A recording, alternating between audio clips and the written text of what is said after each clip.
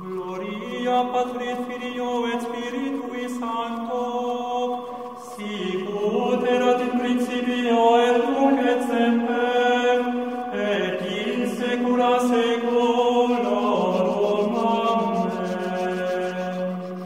Gloria Patri et Filio et Spiritui Sancto, sicut erat in principio.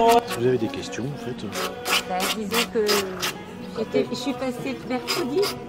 Oui. Et donc le visage n'était pas fait. Donc là c'est assez. C'est un miracle. Hein. C'était pas facile. Alors, je veux bien pour un miracle. Il est très beau le visage. Et la chevelure, elle est prise au vent. Elle est belle. Hein. Le mouvement est beau. C'est perfectible comme tout. C'est juste une question de temps. Mais le mouvement est là déjà. Et la légèreté. Ouais. Ah oui, il est très beau. Et puis vous l'avez fait sourire, donc ça c'est la grâce. En même temps, elle avait toutes les raisons de sourire ici, on est bien. Ça va me manquer. Bah, vous n'êtes pas loin, l'Angers c'est pas loin d'ici. Ouais, je viendrai vous rendre visite et puis elle aussi d'ailleurs.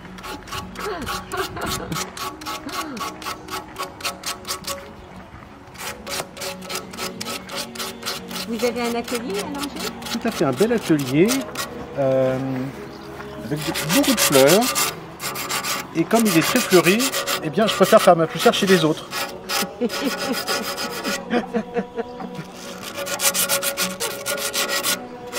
En réalité, ce genre de travaux, je les fais assez peu à mon atelier parce que c'est plutôt des commandes particulières en symposium, bien sûr, comme ici, oui. Ou alors parfois sur site, on va dire sur un monument, quoi. Et vous faites différentes tailles, ou c'est toujours en sculpture? C'est votre... Alors, il y a deux tailles principales. Il y a d'abord l'ébauche en terre, qui va permettre d'aborder sereinement au mieux la statue. Donc c'est en général entre 30 et 50 cm. Puis ensuite, la statue proprement dite, elle sera généralement, idéalement grandeur nature. Là, c'est un petit peu moins, c'est échelle 0,9. Tout dépend du cadre et puis des fournitures. Là, la pierre qu'on m'a donnée était au plus grand. Voilà, c'était là. C'était à un doigt près, c'était là. Je ne pouvais pas faire plus grand. Et avant qu'on vous donne le bloc de pierre, Oui. vous saviez ce que vous alliez faire ou pas? Pas du tout. Donc J'ai attendu le dernier moment pour préparer le projet. Oui. Et ça ne me collait pas trop. J'avais un mauvais pressentiment. Et quand on m'a donné les vraies dimensions, parce qu'au début j'avais cru comprendre que c'était beaucoup plus petit, c'était à peu près comme ça, Oui. je me suis aperçu que ce que j'avais imaginé juste sur dessin ne serait pas réalisable. Ça serait trop long. Il s'agissait d'une sirène avec un grand trapèze. Point de queue de poisson, mais beaucoup de tissu. C'eût été très beau, Oui. mais c'eût été irréalisable en plus grand, c'est-à-dire ici 1m70. Donc, à la va-vite, non, pas la va-vite du tout. Je commençais juste à m'inquiéter, c'est tout. Je n'étais pas rassuré, je faisais le stock de photos en me disant sur place, je consulterai les photos qui me correspondent le plus, celles qui nourrissent mon inspiration. Et c'est le soir avant de partir, minuit, ça ne s'invente pas. Je suis tombé sur une photo qui m'a beaucoup parlé. Et ce n'était plus une sirène, c'était une peigneuse. Donc jusqu'au jour même finalement, puisque c'était minuit, je ne savais pas ce que j'allais faire dedans. Voilà. Comme on est sur une gaguette, il y a forcément quelqu'un qui sera à la fois ébréché et inamouré. Ah oui. Tu voudras lui faire un petit câlin. Ça m'est déjà malheureusement arrivé, enfin pas à moi, mais à la statue, je l'avais fait. Moi je les évite, je leur dis non, c'est pas mon genre. La statue, elle n'a pas pu se défendre, elle n'a rien dit. Ah bah, ils l'ont fait tomber par terre. Elle était en petits morceaux, comme des rondelles de saucisson. Et en plus, ils avaient eu le bon goût de la faire tomber sur le nez. Il n'y avait rien à récupérer.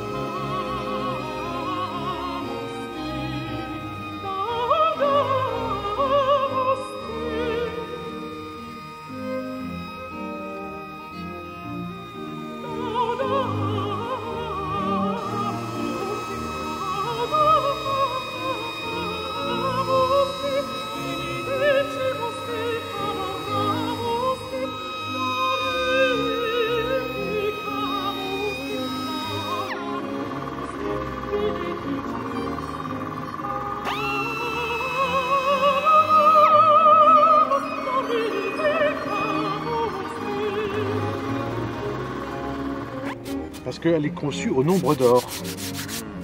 Déjà, j'ai respecté le canon de Lisipe, donc on est dans la parfaite tradition antique. Je ne serai plus au grand maître italien, mais en plus j'ai pris la tête, je l'ai multipliée par le nombre d'or, et ça m'a déterminé la largeur des hanches. Et la tête elle-même, la largeur de la taille.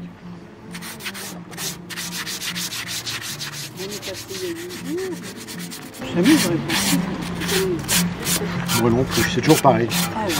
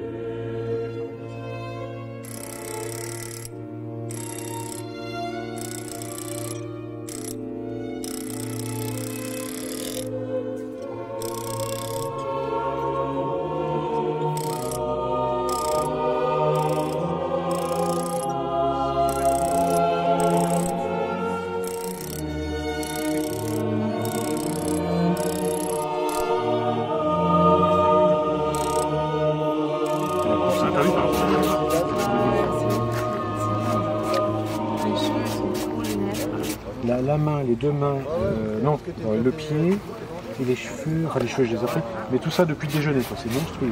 Ouais, normalement c'est bon là que tu touches comme ça. Ouais, c'est vrai, mais bon. Tu vois Emmanuel, ça marche ce Non, on a truc. discuté Ça donne envie de toucher. On a discuté avec de tout ça toute la semaine avec Emmanuel. Oui, mais bon, on va pas rajouter. rapporter les termes. Non, voilà, on était entre nous.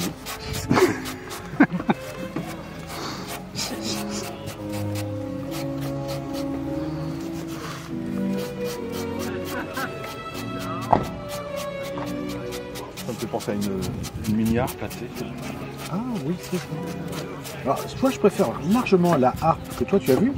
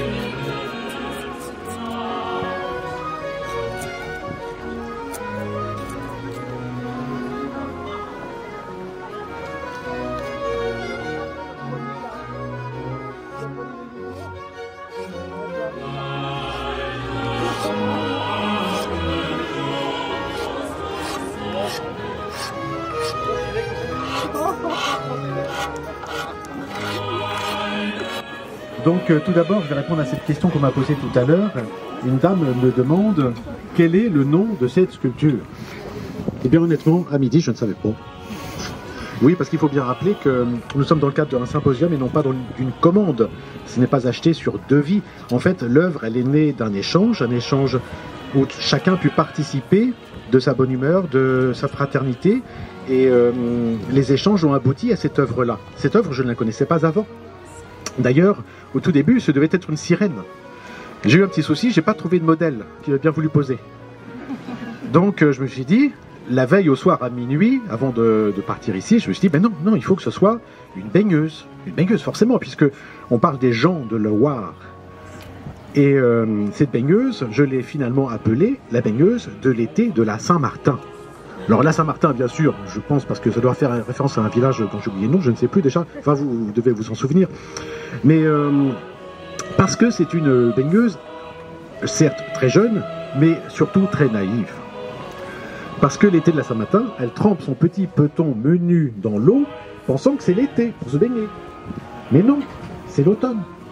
Et là, eh ben, elle retire son petit peton, d'autant que elle regarde les anguilles passer, les écrevisses, elle se dit c'est surtout pas le bon moment pour se baigner. Voilà. Donc ça c'est pour la légende officielle évidemment. En réalité, derrière une légende, il y a toujours une part de réalité, et cette réalité elle est la mienne. Pour devenir sculpteur, j'ai été fort inspiré, et vous voyez par quoi j'ai été inspiré, et cette inspiration, je l'ai aussi trouvée quand j'étais enfant, parce que j'ai grandi au bord de la Loire, j'étais inspiré par la Loire. Et quand j'avais 16 ans, peut-être même moins, j'ai surpris une baigneuse dans la Loire. Et ça m'a beaucoup marqué, et finalement, elle est une des bases de mon inspiration. On va juste lui souhaiter de prendre confiance en elle et de finir par se baigner. Et peut-être qu'elle se baignera à la nuit venue quand il y aura la pleine lune. Merci.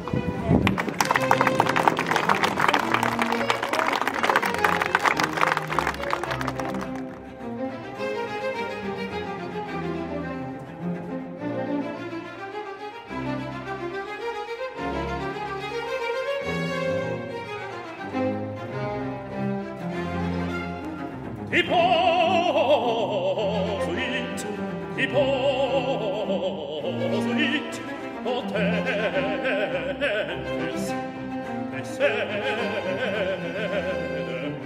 et exaltare